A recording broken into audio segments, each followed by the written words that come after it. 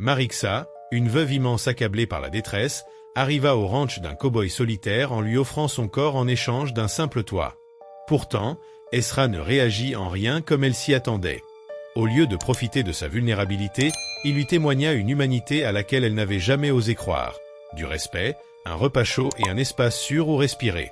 Dans cette maison silencieuse, imprégnée d'odeurs de bois brûlé et de solitude, Marixa découvrit des traces d'une famille disparue, une vie figée dans la douleur. Esra, marqué par la perte de sa femme et de son enfant 5 ans plus tôt, refusa de la traiter comme Silas l'avait fait avant, comme tant d'autres hommes qui n'avaient vu en elle qu'une force de travail ou un corps à utiliser. D'une voix calme, il lui proposa plutôt une chambre, de la nourriture et un travail honnête pour l'hiver, précisant qu'il ne demanderait jamais rien qui ne soit offert librement. Ce simple geste fissura les certitudes que Marixa portait en elle depuis l'enfance. Trop grande, trop forte, trop différente, toujours déplacée. Assise devant un bol de ragoût chaud, sa première vraie nourriture depuis 3 jours, elle lui confia la mort de Silas, les dettes laissées derrière lui et la manière dont la ville l'avait rejeté. Esra, sans lui promettre de comprendre tout ce qu'elle avait traversé, lui dit qu'il voyait en elle non une anomalie, mais une survivante qui méritait infiniment mieux que ce que la vie lui avait donné. Cette bienveillance inattendue l'effraya presque plus que la violence qu'elle connaissait, l'espoir pouvait être une arme douloureuse. Pourtant, il lui montra la petite chambre d'amis et lui assura qu'elle pourrait rester ou partir au matin, sans condition ni jugement. Quand elle referma la porte et découvrit le lit propre, les draps frais et la sérénité du lieu, elle s'effondra pour la première fois depuis la mort de Silas, non par chagrin, mais parce qu'une possibilité fragile venait de naître. Peut-être qu'elle n'aurait plus besoin de fuir. À l'aube suivante, le parfum du café et du bacon la tira du sommeil, et durant un instant, elle oublia l'offrande désespérée de la veille ainsi que la douceur inattendue d'Esra. La réalité la rattrapa brutalement, accompagnée de cette honte qui l'étouffait depuis des mois, celle d'avoir offert son corps comme s'il s'agissait d'une marchandise. Pourtant, la faim et l'odeur du repas chaud la forcèrent à quitter le lit. Elle remit tant bien que mal sa robe, attacha ses longs cheveux sombres en un chignon serré et se dirigea vers la grande pièce. Esra, de dos devant la cuisinière, préparait le petit déjeuner avec la tension d'un homme qui n'avait presque pas dormi depuis des semaines. 2 assiettes et 2 tasses avaient été placées sur la table, comme si sa présence comptait réellement.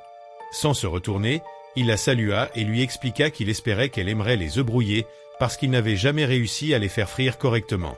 Marixa triturait nerveusement le tissu de sa jupe lorsqu'elle tenta d'évoquer ce qu'elle avait dit la veille, mais Esra se tourna vers elle, la spatule à la main, et lui dit qu'elle devait l'appeler par son prénom et qu'elle ne lui devait ni excuse ni justification pour avoir survécu. Elle acquiesça, incapable de trouver sa voix, et ils mangèrent en silence, un silence tranquille, celui de 2 êtres qui savent que les mots peuvent parfois faire plus de mal que le calme. Une fois les assiettes vides, Esra reprit un ton plus pratique. Le ranch avait besoin de réparations urgentes avant l'hiver, clôtures abîmées, toits qui fuyaient, bétail à surveiller, poulailler délabré. Il avoua avoir laissé tout se dégrader depuis qu'il ne s'était plus soucié de rien. S'il devait la garder ici, il avait besoin d'une aide réelle, pas seulement de cuisine et de ménage, mais de quelqu'un qui n'avait pas peur du travail physique. Marixa se redressa alors pour la première fois depuis son arrivée, cessant de se rapetisser comme elle en avait pris l'habitude. Elle lui annonça avoir travaillé 6 ans dans la mine de Silas, être capable de manier une hache, de réparer des clôtures, de s'occuper du bétail, et être plus forte que bien des hommes qui l'engageraient. Dans le regard d'Esra brilla une étincelle qui ressemblait davantage au respect qu'à la gêne. Il lui proposa alors un marché. Elle travaillerait au ranch, il lui offrirait logement et nourriture, et au printemps, lors de la vente du bétail, elle recevrait un salaire équitable, le même que n'importe quel ouvrier. Elle jugea la somme trop élevée, mais il corrigea aussitôt. Ce n'était pas de la charité, elle gagnerait ce qu'elle méritait. Ils scellèrent leur accord d'une poignée de main ferme. Les semaines suivantes s'écoulèrent dans un rythme qu'elle reconnaissait physiquement mais que son cœur avait oublié. Lever avant l'aube, feu du matin, café fort, puis travail côte à côte tandis que le soleil se hissait au-dessus des collines de Goming. Le ranch était en piteux état, mais Marixa savait réparer. Dès la première semaine, le poulailler revint en état et les poules recommencèrent à pondre, et la 2e semaine, la moitié de la clôture était déjà restaurée. Ses mains se couvrirent d'ampoules, mais la satisfaction surpassait la douleur. Esra la regardait accomplir chaque tâche avec une sorte d'émerveillement discret, impressionné par sa précision et sa force.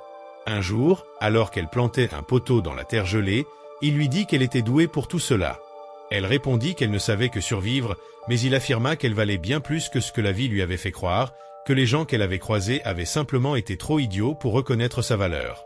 Ces paroles, aussi simples soient-elles, se déposèrent dans la poitrine de Marixa comme une chaleur inattendue et dangereuse. Le soir venu, elle prépara un ragoût de venaison parfumé aux herbes sauvages. Quand Esra en prit une bouchée, il s'arrêta net. Le goût lui rappelait celui du ragoût que Sarah, sa défunte épouse, préparait autrefois. 5 ans qu'il n'avait rien mangé qui lui évoquait son foyer. Marixa sentit sa gorge se serrer en comprenant qu'elle avait réveillé en lui quelque chose d'autre que la douleur. Au lieu de s'isoler comme chaque nuit, Esra s'assit près du feu et elle se retrouva en face de lui, en train de repriser l'une de ses chemises. Elle l'encouragea à parler de Sarah, et il raconta leur jeunesse, leur amour précoce, la construction du ranch, puis la maladie qui avait emporté leur fils, Thomas, et sa femme, en plein hiver, le laissant briser. Après leur mort, avoua-t-il, il avait cessé de vivre réellement. Et pourtant, lorsque Marixa était apparue sur son perron, il avait ressenti quelque chose pour la première fois depuis des années, quelque chose qui lui avait fait peur parce que cela ressemblait à un retour à la vie. Marixa comprit, car elle aussi avait peur dès qu'elle se sentait un peu en sécurité. Elle savait trop bien que la sécurité se dissipait toujours. Elle évoqua Silas, qu'il avait détruite en lui répétant qu'elle était trop grande, trop forte, trop masculine, que personne ne voudrait d'elle. La mâchoire d'Esra se contracta avant qu'il lui affirme avec une intensité tranquille qu'elle n'était trop rien du tout, elle était capable, honnête, solide, et elle redonnait une âme à ce ranch. Ces mots vibrèrent en elle et fissurèrent les murs qu'elle avait mis des années à bâtir. Troublée, elle se leva brusquement prétextant le repos, et s'enferma dans sa chambre pour empêcher ses larmes de couler et éviter de croire trop vite qu'un homme pouvait la voir autrement qu'un outil utile. Allongée, elle revécut en boucle les paroles d'Esra, « Tu fais de cet endroit un foyer à nouveau ». Pour la première fois depuis longtemps, elle se sentit en sécurité. Esra resta un moment devant sa porte, hésitant, puis s'éloigna, comprenant que certaines blessures exigeaient du temps. Cette nuit-là, elle ne dormit pas entourée de spectres, mais d'une possibilité fragile. Et le lendemain matin, elle trouva sur la table une paire de gants neufs, en cuir épais, assez larges pour ses mains immenses, un cadeau silencieux qui disait simplement « Je te vois ». Lorsqu'elle sortit, Esra travaillait déjà au grenier comme si rien n'avait changé, et pourtant tout avait changé. Marixa se surprit à croire, pour la première fois depuis longtemps, qu'elle valait peut-être la peine d'être préservée. L'hiver s'endurcit, les tâches devinrent plus rudes, briser la glace, protéger le bétail, traverser les bourrasques, mais elle s'épanouissait. Son corps façonné pour l'effort trouvait enfin un endroit où sa force n'était pas un fardeau.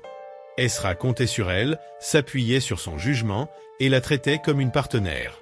Avec le temps, Marixa découvrit qu'Esra la considérait comme une véritable alliée et non comme un poids ou une servante, et cette confiance réveilla quelque chose de nouveau en elle. Peu à peu, leur relation dépassa la simple collaboration. Des petites attentions apparurent, comme le café chaud qu'Esra lui préparait lorsqu'elle revenait des corvées du matin, ou les biscuits soigneusement enveloppés que Marixa déposait sur son établi. Le soir, ils s'asseyaient près du feu et parlaient de tout et de rien, partageant leurs souvenirs d'enfance, leurs peurs inavouées et les rêves qu'ils avaient abandonnés. Il lui raconta comment il avait appris à s'occuper du bétail avec son père, tandis qu'elle lui avouait son désir d'améliorer sa lecture, ce qui poussa Esra à lui offrir quelques vieux livres. Chaque mot qu'elle parvenait à déchiffrer la remplissait d'une fierté qu'elle n'avait plus ressentie depuis la mort de Silas. Jour après jour, les discussions, les tâches partagées et la douceur d'Esra ravivaient en elle la certitude qu'elle avait de la valeur. Un après-midi, alors qu'elle plantait un poteau dans la terre gelée, Esra l'observa avec admiration et lui rappela qu'elle était bien plus capable que ce que les autres avaient jamais voulu voir. Ces paroles brisèrent une partie des murs qu'elle avait construits contre les humiliations de Silas, qui l'avait toujours fait se sentir monstrueuse et indigne d'amour. Les gestes patients d'Esra donnaient tort à ces voix cruelles du passé. Cette même soirée, elle prépara un ragoût de venaison qui émut profondément Esra, car il lui rappela son ancienne vie avec Sarah, son épouse disparue. Touchée de sentir qu'elle pouvait éveiller en lui un souvenir chaleureux, elle resta écouter l'homme raconter la perte de sa femme et de leur fils Thomas, mort de fièvre. En retour, Marixa lui confia sa propre peur de s'attacher, marquée par l'abandon et la violence. Lorsqu'il affirma qu'elle n'était trop rien, seulement forte, honnête et capable, quelque chose se détendit en elle. Les jours suivants, ils continuèrent à travailler côte à côte. Réparer clôture, renforcer le grenier, nourrir le bétail, apprendre à gérer les provisions et même casser la glace des abreuvoirs au petit matin. Chaque geste renforçait leur lien, chaque silence partagé ajoutait une brique à ce pont fragile qu'ils bâtissaient entre leurs deux existences brisées. Marixa, malgré sa fatigue, apprenait vite et Esra, admiratif, la traitait comme son égale. Le ranch, autrefois froid et silencieux, reprenait vie grâce à leur coopération. Le soir, ils parlaient de leurs ambitions étouffées. Elle évoquait l'écriture, la lecture, l'envie de voir un monde au-delà du ranch, lui offrait écoute et encouragement. Marixa a appris à reconnaître les petites attentions qu'il avait pour elle, un manteau laissé sur une chaise, un repas gardé au chaud, une question simple qui témoignait de sa préoccupation. Esra, de son côté, retrouvait une paix qu'il croyait perdue depuis la mort de sa famille. Même lors d'une partie de chasse, quand elle montra une agilité et une force que beaucoup d'hommes n'auraient pas eues, Esra ressentit un respect nouveau et profond. Leur conversation nocturne devint un rituel intime où peur, espoir et souvenirs s'entremêlaient. En lui apprenant à tracer des lignes pour les clôtures ou à gérer les comptes du ranch, il consolidait chez elle le sentiment d'être utile, compétente et digne d'être vue. Ensemble, ils commencèrent à planifier la vente du bétail et la réparation du grenier pour le printemps, découvrant une harmonie rare dans les décisions partagées. Les journées rudes rythmaient leur existence, mais la confiance se tissait entre eux avec la douceur d'un feu qui prend lentement. Marixa, se voyant enfin respectée, sentit son estime d'elle-même renaître. Une nuit, Esra lui confia qu'elle avait changé sa vie plus qu'elle ne l'imaginait. Ces mots achevèrent de lui faire comprendre que ce qu'il construisait n'était pas seulement une routine ou un partenariat, mais la guérison de deux âmes blessées qui se redécouvraient ensemble. Le froid de l'hiver devenait presque supportable grâce à la chaleur qui circulait entre eux.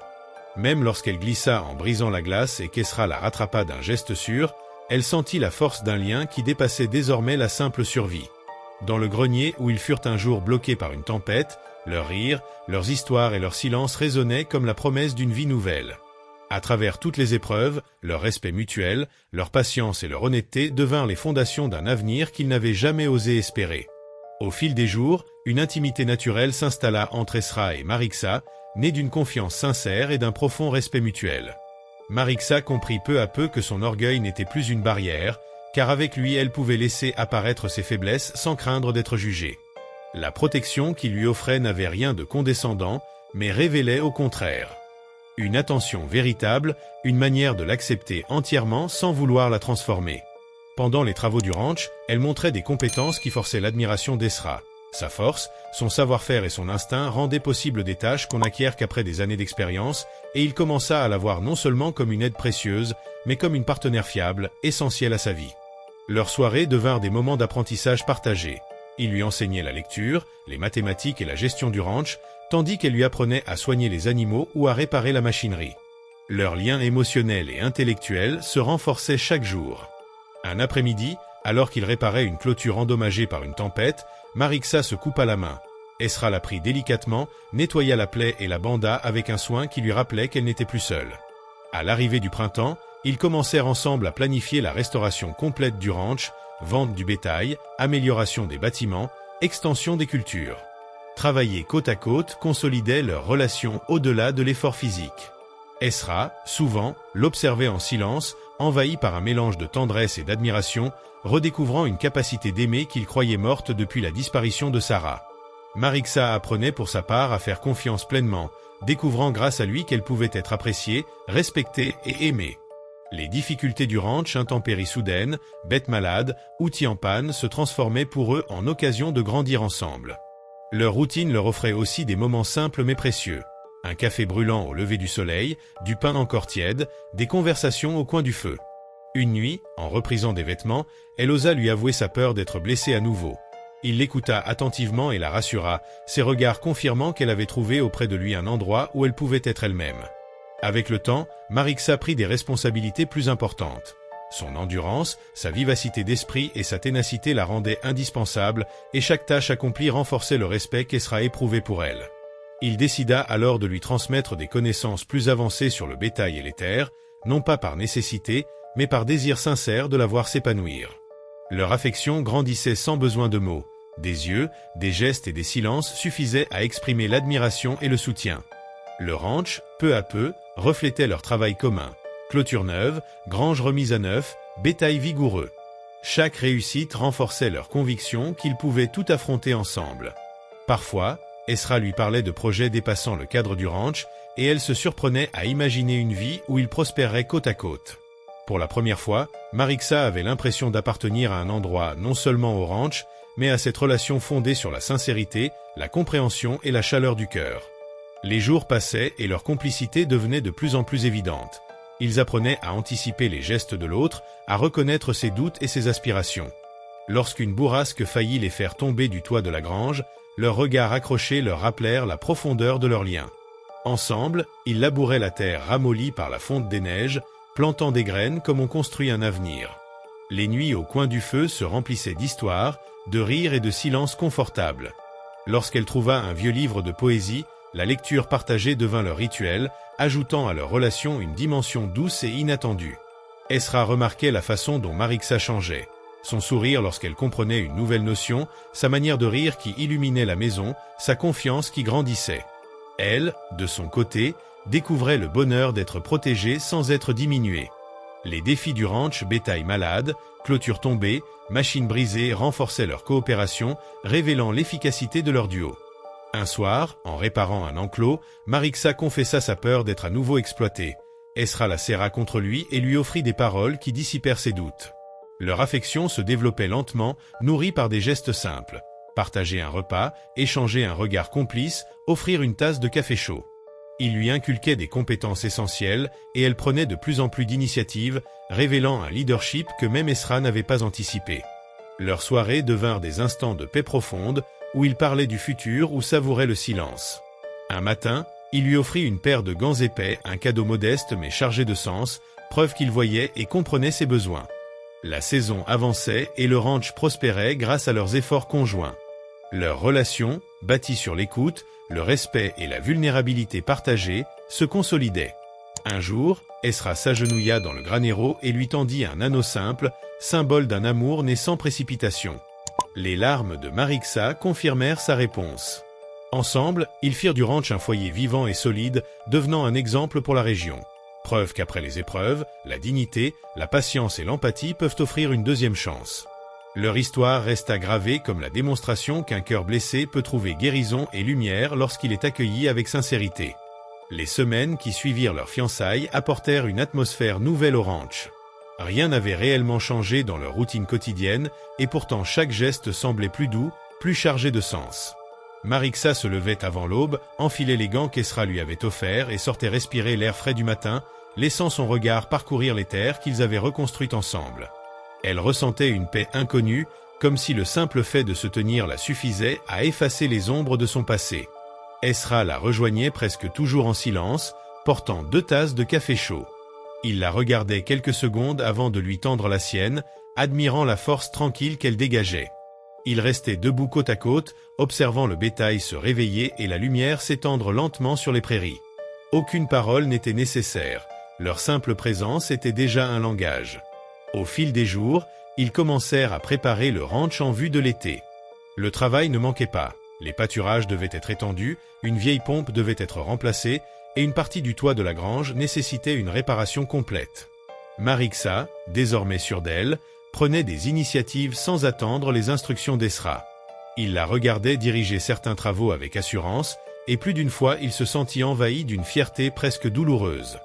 Un après-midi particulièrement chaud, alors qu'ils inspectaient un ancien enclos abandonné, Marixa remarqua une petite brebis boiteuse qui s'était éloignée du troupeau. Sans hésiter, elle s'en approcha pour l'examiner, mais l'animal, effrayé, tenta de fuir et trébucha. Marixa la rattrapa avec douceur, murmurant des paroles apaisantes tandis qu'Esra arrivait à son tour. Ensemble, ils évaluèrent la blessure et décidèrent de ramener la brebis à la maison. Esra observa la délicatesse de Marixa, sa façon de calmer la bête et de la porter sans effort, et un sentiment profond de gratitude l'envahit. Plus tard, alors qu'ils soignaient l'animal dans l'étable, une conversation naquit naturellement entre eux. Marixa parla de sa crainte persistante de perdre ce qu'elle avait enfin trouvé. Esra posa une main sur la sienne et lui répondit que rien ne pourrait les séparer tant qu'ils continueraient à se choisir chaque jour. Cette phrase, simple mais sincère, la toucha profondément. À mesure que les jours passaient, ils commencèrent à planifier leur avenir plus concrètement. Comment agrandir le ranch, quelle nouvelle culture introduire, et même comment accueillir un jour d'autres travailleurs si la production augmentait. Marixa se surprenait à rêver de projets qu'elle n'aurait jamais osé imaginer autrefois, et Esra l'encourageait avec une patience infinie. Un soir, après une journée particulièrement longue, la pluie se mit à tomber. Ils rentrèrent épuisés, trempés jusqu'aux os, mais leur rire résonnait dans la cuisine tandis qu'ils tentaient d'essorer leurs vêtements. Ils partagèrent un repas simple, puis s'installèrent devant le feu. La chaleur du foyer et la proximité contrôlée créèrent une atmosphère douce, presque suspendue hors du temps. Marixa posa sa tête sur l'épaule d'Esra, et il passa un bras autour d'elle, l'attirant doucement contre lui. Dans cet instant silencieux, elle comprit que son cœur, autrefois fracturé, s'était lentement reconstruit. Et Esra, en sentant sa respiration paisible, réalisa qu'il avait trouvé bien plus qu'une partenaire de travail, ou même qu'une compagne. Il avait retrouvé la capacité d'aimer sans crainte. La nuit s'écoula lentement, remplie de certitudes silencieuses. Au dehors, la pluie continuait de tomber, mais dans la maison, une chaleur nouvelle grandissait, solide et tranquille. Leur avenir, encore en construction, semblait enfin possible, non pas malgré leurs cicatrices, mais grâce à elle.